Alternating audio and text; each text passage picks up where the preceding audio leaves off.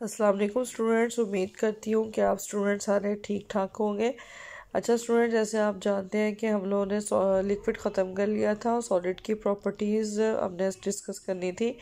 तो first of all बेटा, geometrical shape है कि हमारे पास जो क्रिस्टलाइन सॉलिड्स होते हैं उनकी डेफिनेट क्या होती है, शेप होती है। और वो 3 डायमेंशनल स्पेस के साथ जो है वो अरेंज हुए होते हैं। 3 डायमेंशन का मतलब है along X axis, Y axis and the Z axis. अब बेटा ये जो हमारे पास फेसेस होती हैं, ये एक फेस दूसरी फेस को इंटरसेक्ट जहाँ पे कर रही होती है वहाँ पर एक ख़ास एंगल बन रहा होता है, उसे कहते हैं इंटरफेशियल एंगल। उसके बाद बेटा हमारे पास इनके मेल्टिंग पॉइंट होते हैं। मेल्टिंग पॉइंट इनके शार्प होते हैं क्योंकि इनके दरमियान वेरी वेरी स्ट्रॉन्ग क्या होती हैं, अट्रैक्शंस होती हैं। थर्डली बेटा इनकी ये क्या शो करते हैं, क्लीवेज प्लेन। बिकॉज बेटा आपके पास हर फेस जो है एक्स एक्सिस, वाई एक्सिस और जी एक्सिस की है। अगर हम इसको ब्रेकअप करें, क्रिस्टल को कट आउट करें अलोंग वाई एक्सिस, तो ये क्लीवेज प्लेन इसकी होगी। तो जिस एक्सिस के अलोंग हम उसको कट आउट करते हैं, ब्रेकअप करते हैं, तोड़ते हैं, वो उसकी क्या कहलाती है, क्लीवेज प्लेन। अनिसोट्रॉपी, अनिसो मीन क्या होता है, डिफरेंट, ट्रॉपी मीन क्या होता है, फिजिकल प्रॉपर्टी। तो क्रिस्टलाइन सॉलिड की फिजिकल प्रॉपर्टीज़ वेरी करती हैं, जो डायरेक्शन पर डिपेंड करती हैं। वेरी का मतलब क्या होता है, तब्दील होती है। डायरेक्शन मीन क्या है, कुछ की डायरेक्शन आपके पास एक्स एक्सिस होती है, कुछ की वाई एक्सिस होती है। अब ऐसा क्यों होता है, क्योंकि direction to direction arrangement of atom एक जैसी नहीं होती। जैसे हम इस फिगर में देख सकते हैं कि अलोंग एक्स एक्सिस जब हम देख रहे हैं अलोंग पैरेलल टू, तो आपके पास एक ही सीक्वेंस आ रहा है कि ब्लैंक ही है सारे। लेकिन जब हम परपेंडिकुलरली ले रहे हैं तो एक आपके पास डार्क ब्लू है और फिर एक लाइटर ब्लू है, फिर डार्क है और फिर क्या है, lighter. It's mean sequence of atom जो है वो परपेंडिकुलर डायरेक्शन में क्या है, डिफरेंट है, बट पैरेलल एक्शन में क्या है, वो सेम है। तो इसका मतलब उनका जो ऑर्डर है वो डायरेक्शन टू डायरेक्शन वेरी कर रहा है। इट्स मीन के हमारे पास जो उनकी इलेक्ट्रिकल कंडक्टिविटी है या रिफ्रैक्टिव इंडेक्स है। रिफ्रैक्टिव इंडेक्स क्या होता है, sine i over sine r. Thermal mean क्या होता है, हीट। इलेक्ट्रिकल का मतलब क्या होता है, इलेक्ट्रिसिटी का कंडक्ट आउट होना।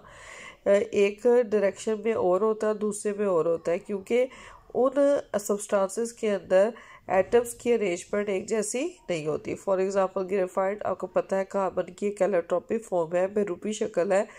इसमें mobile electrons, free electrons parallel layer में होते हैं, लेकिन जो परपेंडिकुलर लेयर होते हैं उसमें ये मोबाइल इलेक्ट्रॉन एब्सेंट होते हैं।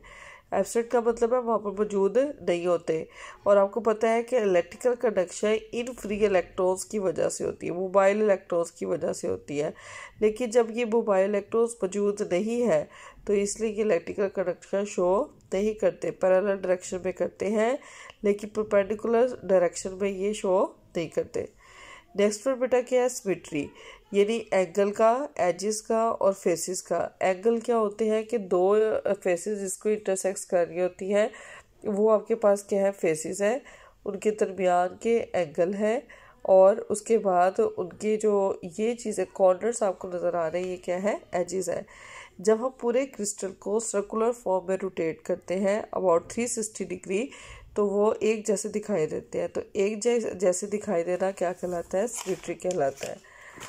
अब स्टूडेंट्स हम नेक्स्ट प्रॉपर्टी पढ़ेंगे, habit of the crystal. Habit of crystal में क्या है, आपके पास क्रिस्टल जिस शेप में ग्रो अप करता है, जिस शेप में उसकी ग्रोथ होती है, उसकी क्या कहलाती है, हैबिट ऑफ क्रिस्टल कहलाती है। यानी फॉर एग्जांपल अगर हम कहते हैं कि सोडियम क्लोराइड की शेप क्यूबिक है, तो इट्स मीन कि उसकी क्या है, हैबिट ऑफ क्रिस्टल है। लेकिन अगर हम किसी भी क्रिस्टल की शेप को चेंज करवाना चाहें, तो अगर उसके अंदर कोई इम्प्योरिटी ऐड कर देंगे तो वो अपनी शेप को चेंज कर लेगा। इट्स मीन वो अपनी हैबिट को क्या कर लेगा, तब्दील कर लेगा। ठीक है। सिमिलरली स्टूडेंट्स, आपके पास आइसोमॉर्फिज्म है and polymorphism. Very very important short question. Differentiate between isomorphism and polymorphism. Iso mean क्या होता है बेटा, सेम। मॉर्फिज्म मीन क्या होता है, शेप।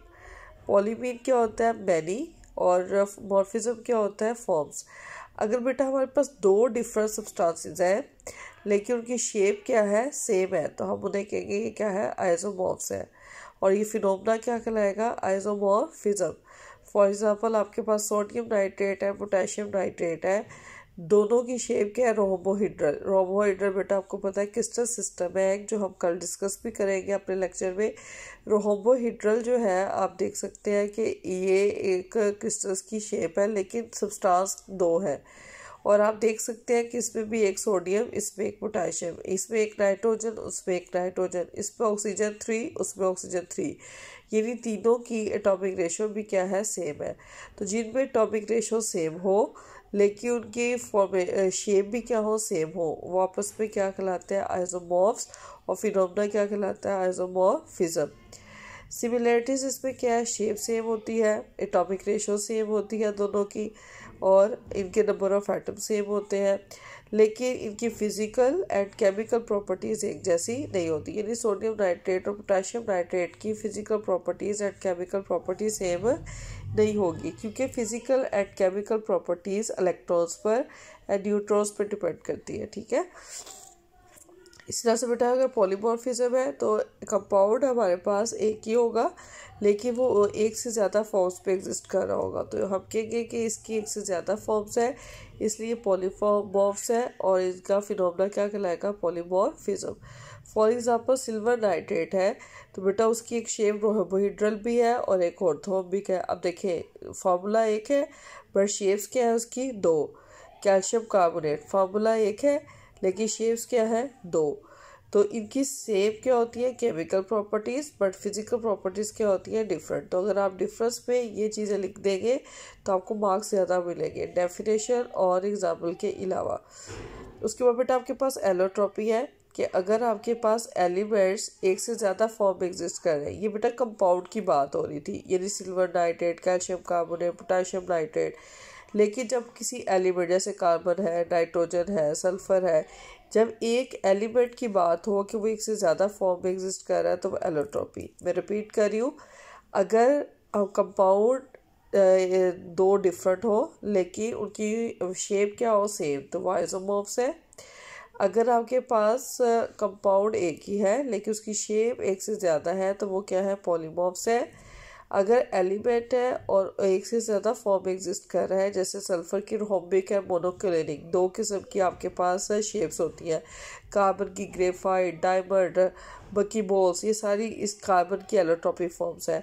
तो एलिमेंट्स जब एक से ज़्यादा फॉर्म एग्जिस्ट करेंगे तो एलोट्रॉपी, कंपाउंड एग्जिस्ट करेंगे तो पॉलीफॉर्म्स। जब दो कंपाउंड हो लेकिन शेप क्या हो, सेम, तो वो क्या होते हैं, आइसोमॉर्फ्स हो गए। बेटा ये टर्म्स वेरी इंपॉर्टेंट है इसलिए बहुत अच्छे से याद कर लीजिएगा। ट्रांजिशन टेम्परेचर, वो टेम्परेचर जिस पर दो भी कोई सी भी क्रिस्टलाइन फॉर्म्स किसी भी सब्सटेंस की इक्विलिब्रियम में रहे, तवाज़ुन में रहे। यानी कि आपके पास अगर ग्रे टिन है उसकी क्यूबिक शेप है और वाइट टिन है उसकी टेट्रागोनल है, तो दो डिफरेंट शेप है और दोनों ही जो है वो इक्विलिब्रियम में एग्जिस्ट कर रही है, फॉरवर्ड भी जा रहा है एक्शन, बैकवर्ड भी जा रहा है। तो उस टाइप पर जो टेम्परेचर होगा वो क्या कहलाएगा, ट्रांजिशन टेम्परेचर। यानी ऐसा टेम्परेचर जिस पर दो फॉर्म्स किसी भी क्रिस्टलाइन सब्सटेंस की एग्जिस्ट करें वो क्या कहलाता है, ट्रांजिशन टेम्परेचर कहलाता है। तो बेटा ट्रांजिशन टेम्परेचर हो गया, हैबिट ऑफ क्रिस्टल हो गया, आइसोमॉर्फिज्म हो गया, ये सारे जो है वो बोर्ड पॉइंट ऑफ व्यू के लिहाज से इम्पॉर्टेंट है। नेक्स्ट बेटा हमारा टॉपिक है यूनिट सेल। ठीक है बेटा, यूनिट सेल आपको पता है शॉर्ट क्वेश्चन में क्रिस्टल लैटिस। एटम्स, आयन और मॉलिक्यूल जो 3 डायमेंशनल स्पेस में अरेंज होते हैं वो क्या है, आपके पास क्रिस्टल लैटिस है। यानी ये पूरा आपको जो क्रिस्टल नज़र आ रहा है जो अरेंजमेंट ऑफ एटम्स के बाद में बना है, इसे क्या बोलेंगे, क्रिस्टल लैटिस।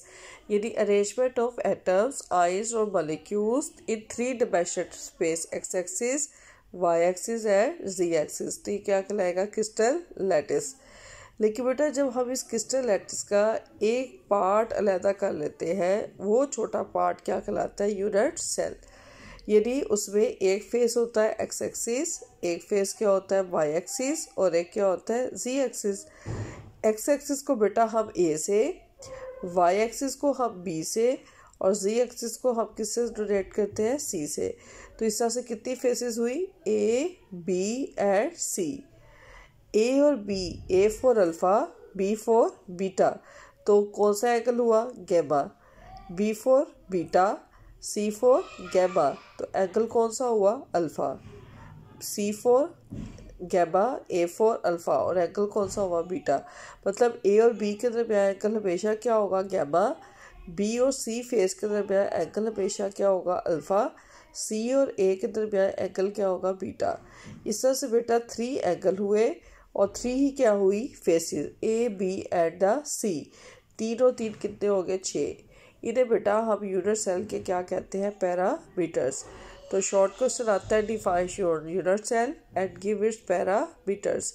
और अगर ये सवाल आ जाता है तो आपकी बुक में जो ब्लू वर्ड में डेफिनेशन दी हुई है, it is the smallest part of a crystal lattice which represent the all properties of a crystal lattice is called unit cell. और इसके कितने पैरामीटर्स होते हैं 6। 3 इसकी फेसिस ए बी सी और 3 इसके angle alpha beta and the gamma. तो 3 और 3 कितने हो गए 6। उम्मीद करती हूँ कि आपको समझ आ गई होगी। अगर कोई प्रॉब्लम हो तो आप इसको डिस्कस कर सकते हैं। कल हमारी जब डिस्कशन क्लास होगी तो हम इसमें जो है इसको डिस्कस करेंगे। ठीक है बेटा, ओके बेटा, अल्लाह हाफिज़।